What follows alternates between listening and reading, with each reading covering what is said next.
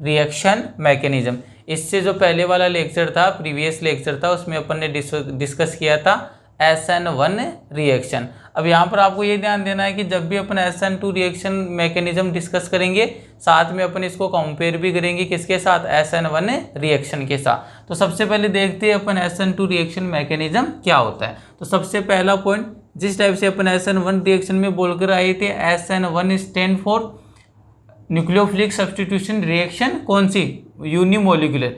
ठीक उसी टाइप से जो SN2 रिएक्शन मैकेनिज्म है उसके अंदर क्या बोलेंगे, मैंने आपको प्रीवियस लेक्चर में भी बताया था, जो भी यहाँ पर 1 और 2 आता है वो किसको बताता है, आपके ऑर्डर ऑफ द रिएक्शन या फिर रेट ऑफ रिएक्शन। तो आपको पता चल जाएगा कि यहाँ पर जो SN2 रिएक्शन है उसकी ऑर्डर ऑफ रिएक्शन कितनी होने वाली है, सेकेंड ऑर्डर केमिकल काइनेटिक्स को फॉलो करेगा। साथ में आपने बोला था कि जो SN1 रिएक्शन है वो कितने स्टेप में कंप्लीट हो रही थी, SN1 रिएक्शन है 2 स्टेप में कंप्लीट हो रही थी, लेकिन जो आपके SN2 रिएक्शन है ये कितने स्टेप में कंप्लीट होगी, ओनली 1 स्टेप में। तो इसके 1 बाई पॉइंट देखते हैं। सबसे पहला पॉइंट SN2 वो किसके लिए स्टैंड हो रहा है, तो सबसे पहला पॉइंट अपना यही बनेगा, क्या, SN2 स्टैंड्स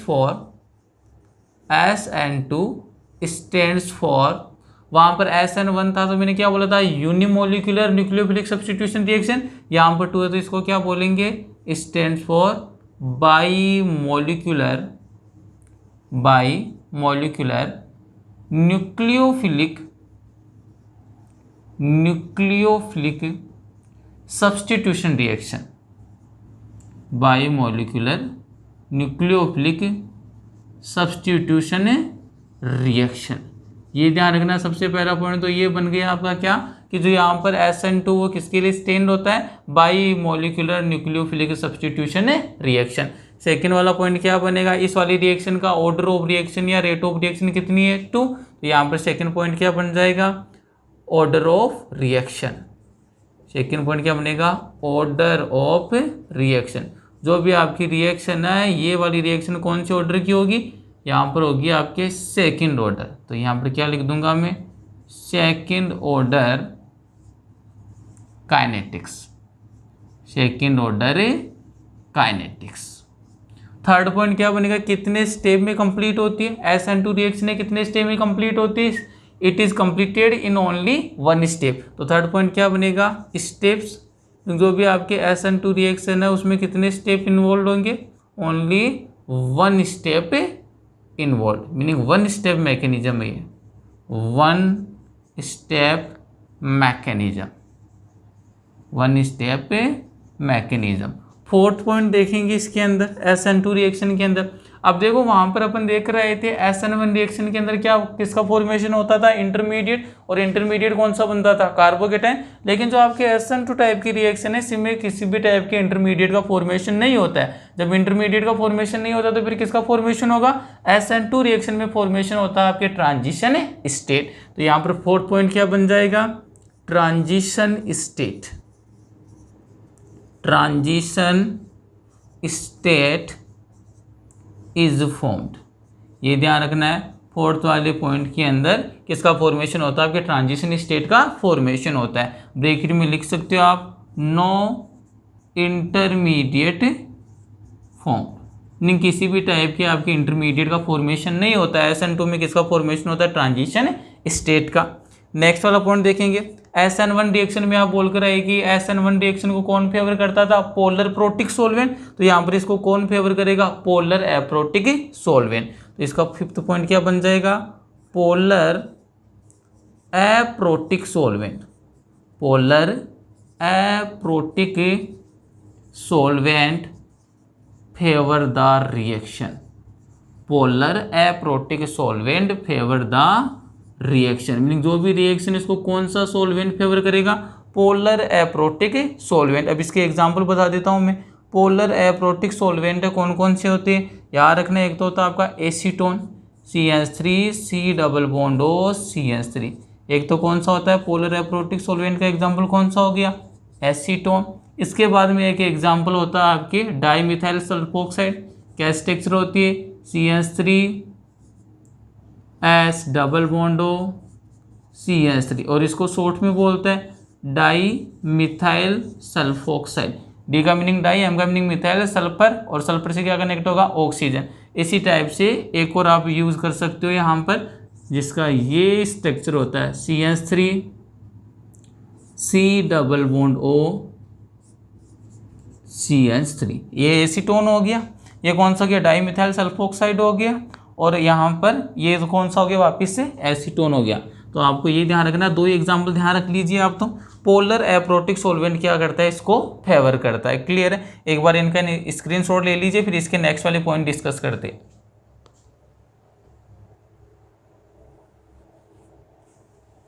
अब देखिए नेक्स्ट वाले पॉइंट के अंदर क्या होगा, अभी तक अपने डिस्कस किए इसके 5 पॉइंट, 6 वाले पॉइंट है इसके अंदर अपन देखेंगे रिएक्टिविटी का जो डिसाइडिंग फैक्टर है वो कौन सा होता है। जैसे अपन ने बात की थी, जैसे SN1 रिएक्शन है तो वहाँ पर डिसाइडिंग फैक्टर कौन सा था, स्टेबिलिटी ऑफ द कार्बोकेटाइन। उसी टाइप से जो आपकी SN2 रिएक्शन है, यहाँ पर जो रिएक्टिविटी को जो डिसाइड करेगा वो वाला फैक्टर कौन सा होता है। तो यहाँ पर ध्यान रखना है, SN2 रिएक्शन में जो डिसाइडिंग फैक्टर है वो कौन सा होता है, आपके स्टेरिक हिंड्रेंस। ये जरूर ध्यान रखना है, स्टेरिक हिंड्रेंस ही आपकी डिसाइड करेगी कि कौन सा कंपाउंड आपके SN2 रिएक्शन प्रोवाइड करवाएगा और कौन सा कंपाउंड आपके SN2 रिएक्शन प्रोवाइड नहीं करवाएगा। तो जो पॉइंट नंबर 6 है ये क्या बनेगा, पॉइंट नंबर 6 बनेगा डिसाइडिंग फैक्टर।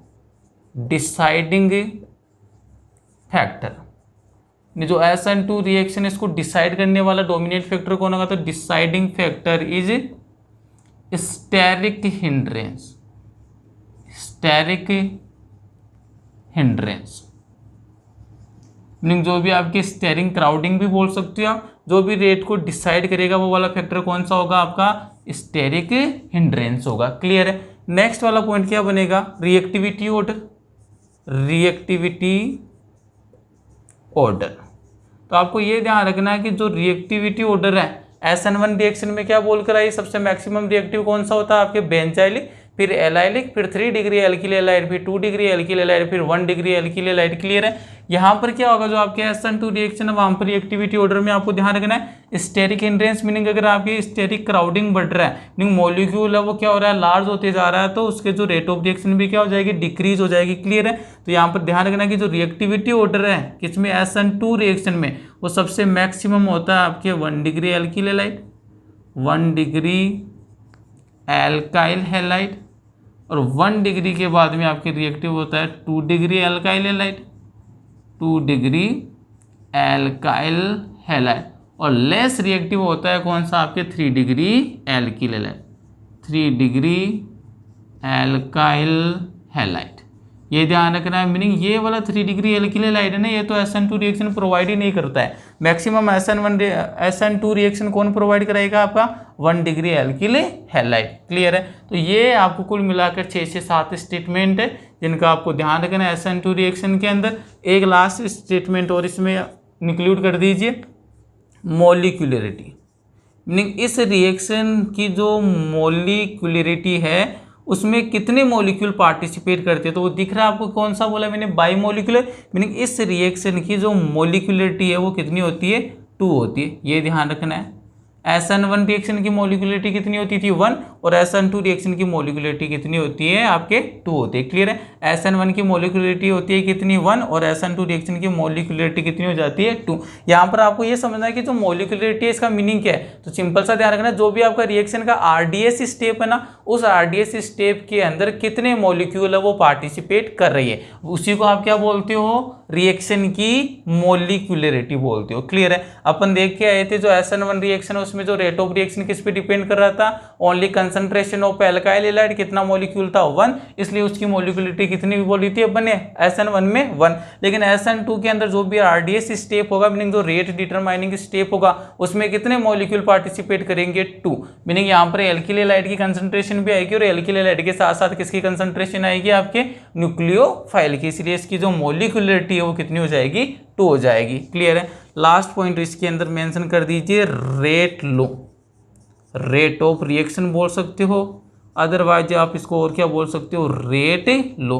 वहाँ पर आपने क्या बोला था कि जो आपके SN1 रिएक्शन है वहाँ पर जो रेट ऑफ रिएक्शन क्या बोला था आपने, डायरेक्टली प्रोपोर्शनल बोला था concentration of the alkyl halide, लेकिन यहाँ पर रिएक्शन कौन सी है आपके SN2 रिएक्शन है, नहीं कंसंट्रेशन ऑफ एल्किल हैलाइड के साथ साथ किस पर डिपेंड करेगा, कंसंट्रेशन ऑफ ए न्यूक्लियोफाइल। तो जैसे आप इस वाली सिंबल साइन को यहाँ से हटाएंगे तो यहाँ पर क्या लेना पड़ेगा, कांस्टेंट, और कांस्टेंट लेने के बाद में आप लिखेंगे कंसंट्रेशन ऑफ एल्किल हैलाइड पर भी डिपेंड करेगा, साथ साथ आपके कंसंट्रेशन ऑफ न्यूक्लियोफाइल पर भी क्या करेगा, डिपेंड करेगा। इसकी पावर भी 1 और इसकी पावर भी क्या है, 1 है। मीनिंग जब भी आप ऑर्डर ऑफ रिएक्शन या फिर रेट ऑफ रिएक्शन की बात करते हो, रेट ऑफ रिएक्शन, तो ये देखो यहाँ पर ये वाला रूल पढ़ेंगे अपन केमिकल काइनेटिक्स में, जहाँ पर भी क्या होता है आपकी जो कंसंट्रेशन की जो पावर है ना, इसका क्या कर देते, सम कर देते, तो उस वाली रिएक्शन का क्या जाता है अपने पास, ऑर्डर ऑफ रिएक्शन या फिर रेट ऑफ रिएक्शन अपन को ऑब्टेन हो जाती है।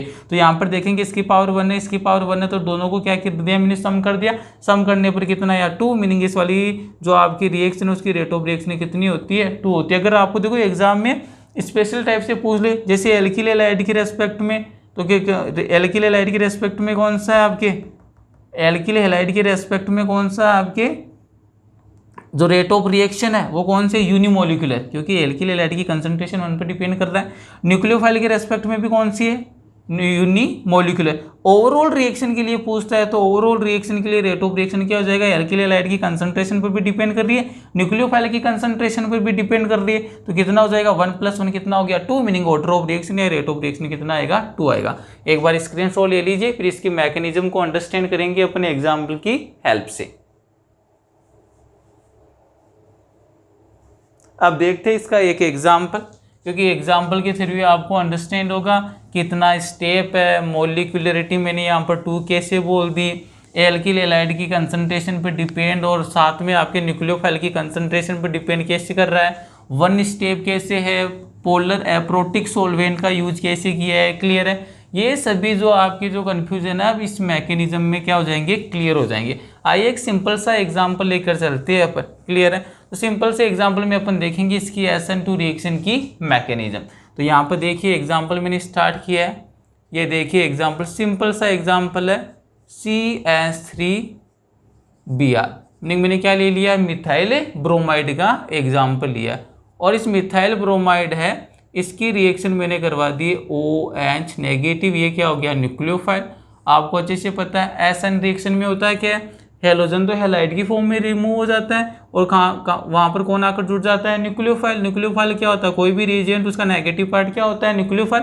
कहाँ पर अटैक करेगा, इस वाले कार्बन पर, पार्शियल पॉजिटिव वाले पर। क्यों, क्योंकि इन दोनों के बीच में क्या इलेक्ट्रोनेगेटिविटी डिफरेंस है। Br तो किस में चला जाएगा, हैलाइड की फॉर्म में, मीनिंग Br नेगेटिव की फॉर्म में यहाँ से क्या कर जाता है, लीव कर जाएगा, जिसको अपन लिविंग ग्रुप भी बोलते हैं। और साथ में OH कहाँ पर अटैच हो जाएगा, इस वाले पार्शियल पॉजिटिव वाले कार्बन के साथ, मीनिंग किसका फॉर्मेशन हो जाएगा, CH3OH का फॉर्मेशन हो जाएगा, क्लियर है। ये कौन सा एल्काइल हैलाइड लिया है मैंने, 1 डिग्री, क्योंकि अभी अपन देख रहे हैं सबसे मैक्सिमम रेट ऑफ रिएक्शन कौन प्रोवाइड करवाता है, 1 डिग्री एल्काइल हैलाइड। तो इसका नाम क्या है, इसका नाम हो गया आपके मिथाइल ब्रोमाइड, मिथाइल ब्रोमाइड।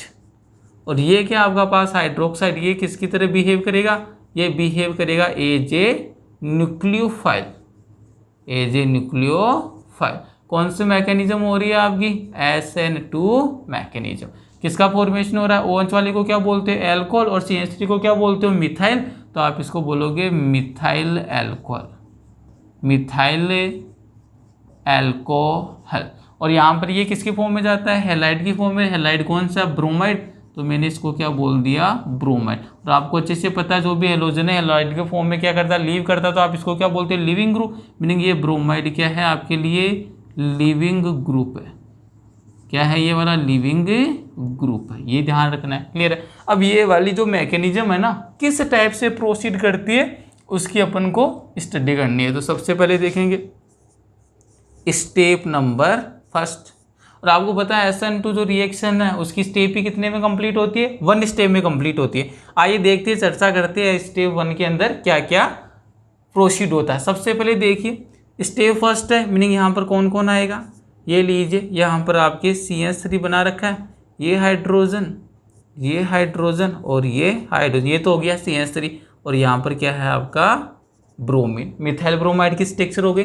साथ में इस पर अटैक कौन कर रहा है? न्यूक्लियोफाइल। न्यूक्लियोफाइल कौन सा है? Hydroxide meaning OH negative. ये लीजिए, ये आपकी रिएक्शन कंप्लीट हो रही है। अब आपको ध्यान क्या देना है यहाँ पर, ये वाला जो, क्योंकि ये वाली जो रिएक्शन है 1 स्टेप में कंप्लीट हो रही है, मीनिंग इस रिएक्शन का यही स्टेप क्या होता है? आपके स्लो स्टेप होता है। और मैं आपके साथ डिस्कस कर चुका हूँ प्रीवियस लेक्चर में कि जो भी ऑर्गेनिक केमिस्ट्री में स्लो स्टेप होता है ना, वही आपका क्या होता है? Rate determining step, meaning RDS होता है। अब देखो इस वाले RDS में कितने मॉलिक्यूल की कंसंट्रेशन पर डिपेंड कर रही है? 2 मॉलिक्यूल की कंसंट्रेशन पर डिपेंड कर रही है।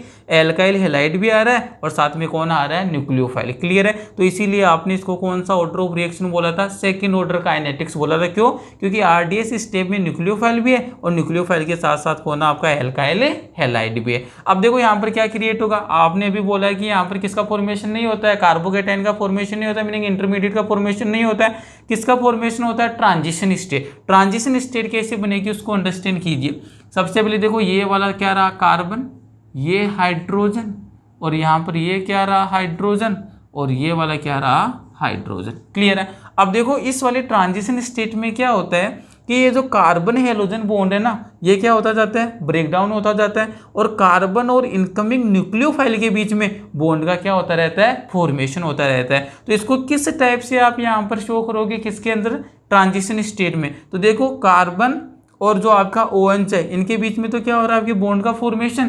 तो मैं डेश डेश से बना रहा हूँ, ये लीजिए, यहाँ पर तो किस किस के बीच में? कार्बन और जो इनकमिंग न्यूक्लियोफाइल है उनके बीच में क्या हो रहा है? बॉन्ड का फॉर्मेशन। और कौन सा बॉन्ड ब्रेक डाउन हो रहा है? कार्बन और हेलोजन वाला।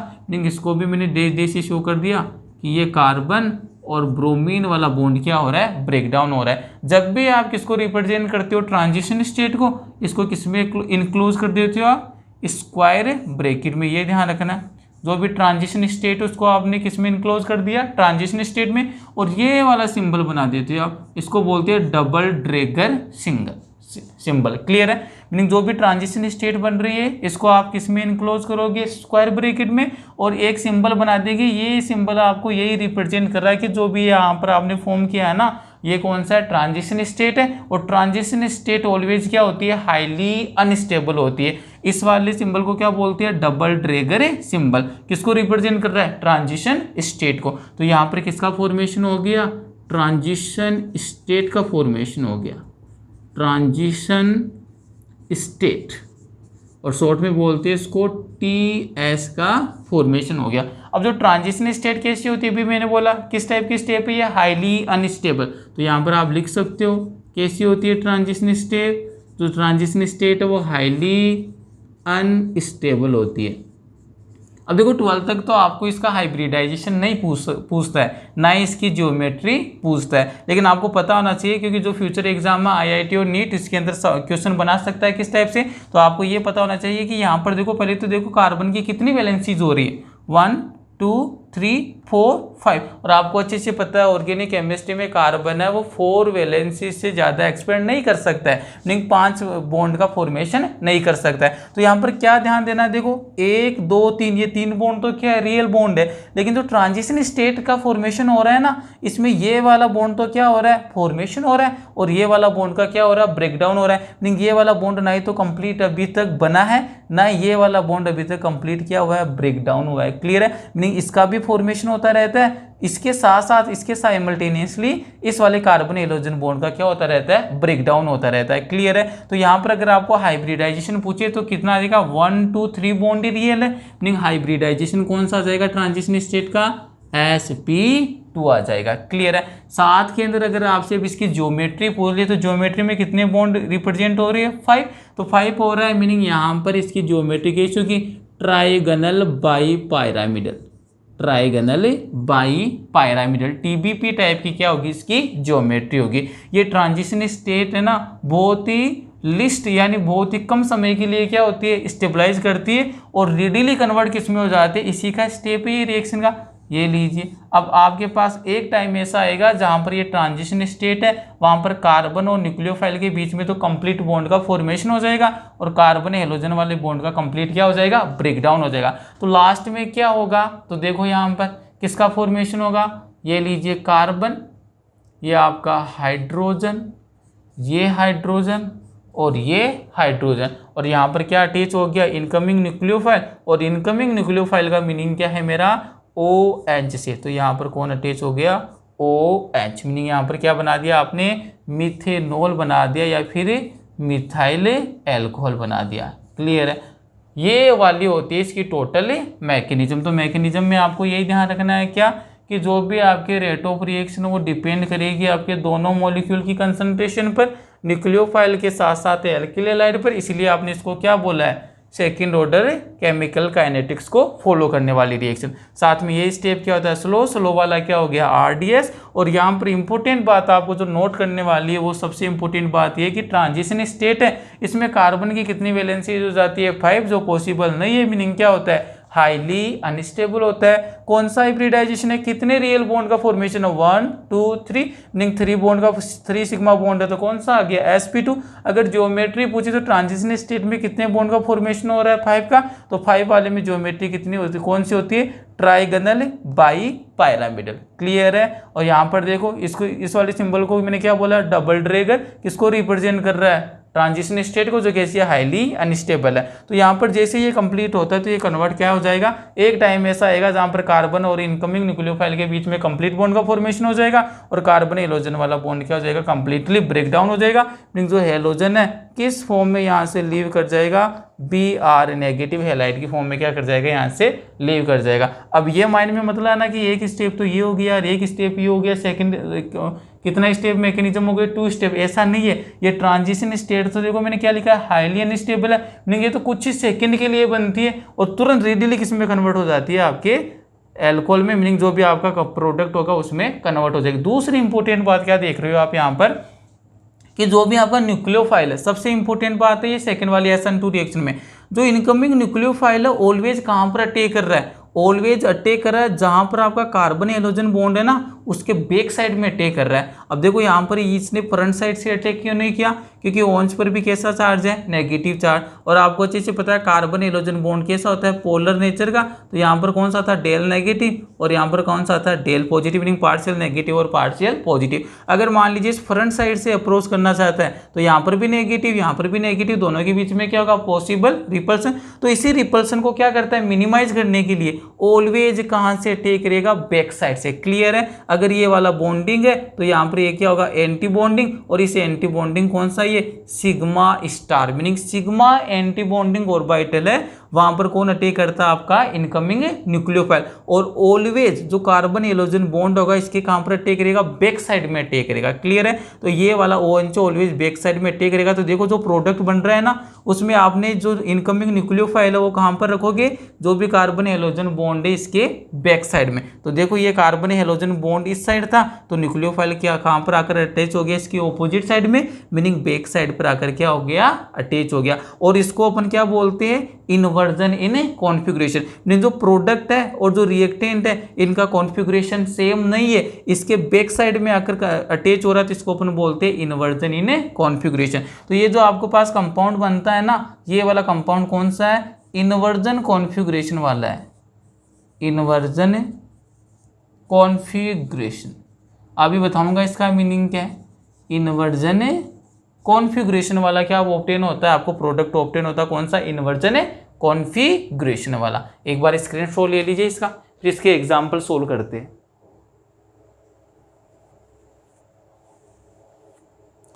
तो ये यहाँ तक कंप्लीट हो गई है आपके SN2 रिएक्शन। क्लियर है। कितने स्टेप में हो रहा है, किस पे डिपेंड कर रहा है, किस पर नहीं कर रहा है। अब रिएक्शन को देखते पता चल गया रेट किस किस पे डिपेंड करेगी, OH नेगेटिव और CH3Br दोनों पे डिपेंड करेगी। अगर आप इस वाली रिएक्शन के लिए रेट लो लिखना चाहो, मीनिंग जो ऑर्डर ऑफ रिएक्शन या रेट ऑफ रिएक्शन आप अगर यहाँ पर रिप्रेजेंट करना चाहते हो इस वाली पर्टिकुलर रिएक्शन के लिए, तो अगर मैं आपसे पूछूँ इस वाली रिएक्शन का रेट लो क्या होगा, तो आप डायरेक्ट बोल सकते हो कि यहाँ पर रेट लो क्या हो जाएगा इस वाली रिएक्शन के लिए, rate is directly proportional to concentration of alkyl halide पर डिपेंड कर रहा है, मीनिंग CH3Br पर भी डिपेंड कर रहा है। क्योंकि देखो स्लो स्टेप के अंदर CH3Br भी है, साथ में किस पर डिपेंड कर रहा है, इनकमिंग न्यूक्लियोफाइल, मीनिंग यहाँ पर क्या हो जाएगा OH नेगेटिव, मीनिंग ये वाली इस रिएक्शन के लिए ये क्या हो गया, इसका रेट लो हो गया। अगर आप इस वाली सिंबल को उठाते तो कोएफिशिएंट क्या आ जाएगा K और same as it is meaning concentration of alkyl halide, और साथ में क्या हो जाएगा आपके कंसंट्रेशन ऑफ न्यूक्लियोफाइल। ये क्या हो जाएगा, इस वाली रिएक्शन का रेट लो बन जाएगा। क्लियर है। अब देखते हैं यहाँ से एग्जाम्पल लेकर चलते हैं। SN2 रिएक्शन उसकी रिएक्टिविटी से डील करते हैं। क्लियर है। और यहाँ पर जो मैंने एक इंपॉर्टेंट बात बोली, SN2 रिएक्शन में ऑलवेज जो प्रोडक्ट बनेगा उस प्रोडक्ट का जो कॉन्फ़िगरेशन है रिएक्टेंट के रेस्पेक्ट में क्या होगा, ऑलवेज इन्वर्ट फॉर्म में होगा। मीनिंग यहाँ पर आपको क्या ऑब्टेन होता है, इन्वर्जन इन कॉन्फ़िगरेशन। ये ध्यान रखना है।